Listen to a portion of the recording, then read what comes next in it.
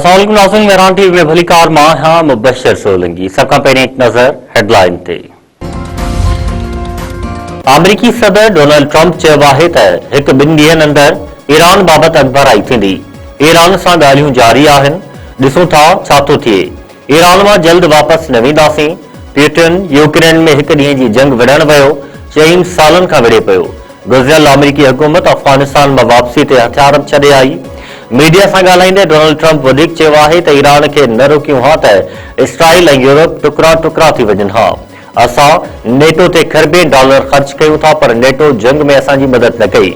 Iran जी पहिरीं ऐं ॿिए दर्जे जी क़यादत खे ख़तम करे छॾियो आहे। उहे ख़राब माण्हू हुआ जिन एहतजाज कंदड़ हज़ारे माण्हुनि खे क़त्ल कयो। ईरानी परॾेही वज़ीर अब्बास अराग़ची जा सऊदी अरब, कतर, तुर्किया ऐं मिस्र सां राब्ता। परॾेही वज़ीरनि सां टेलीफोनिक राब्ते में ख़िते जी सूरतहाल ते ख़्यालनि जी ॾे वठि। अमरीका ऐं इसराइल सां जंग जे ख़ात्मे लाइ क़दमनि बाबति आगाही।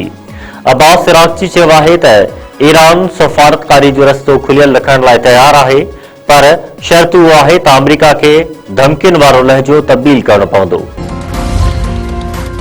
ईरान जे सुप्रीम लीडर मुज्तबा ख़ामनाई चयो आहे त दुश्मननि खे शिकस्त ॾियण लाइ इक़्तिसादी जंग करणी पवंदी।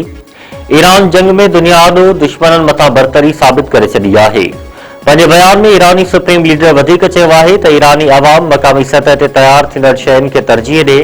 कारोबारी माण्हुनि खे घुर्जे त मुलाज़िमनि खे नौकरियुनि मां न कढनि।